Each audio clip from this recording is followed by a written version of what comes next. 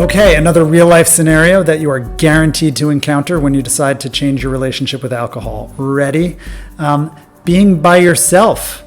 This happens a lot. And for me, this was a moment that I would actually either find myself in a lot or seek out when I was feeling low. I'd be by myself and I would drink as much as I wanted to, and no one was there to see it or judge me. But this is a really dangerous one. And since it's so common, I just wanted to discuss it and give you a couple tools and reminders so that when you're in this moment by yourself, you have some ideas about how to get through it without succumbing to the cravings. So for me, when I was by myself, like I said, this was an opportunity for me to probably drink more than usual.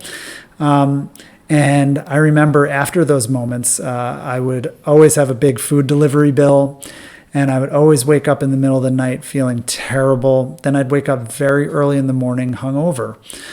So for me, in the early days after I decided to stop drinking alcohol, the tool that I used was to play it forward. So again, in this scenario, you're not telling someone else while you're not drinking. You have to remind yourself.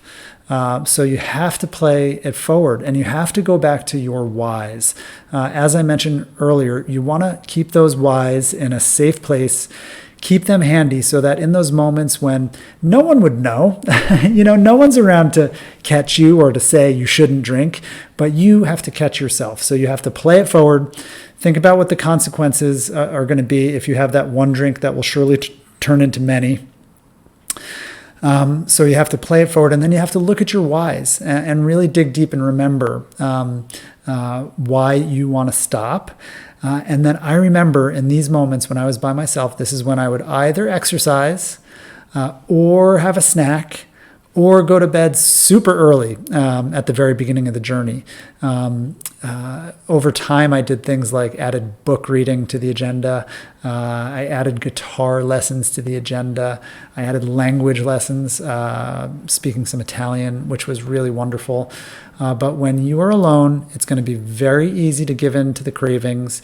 Again, you're not justifying, or you're not trying to justify to someone else why you're not drinking. You're trying to remind yourself why you committed and what things would be like if you did take that one drink. So be very mindful of this very slippery slope of being lonely and being by yourself and accountable to no one but yourself. But you can do this.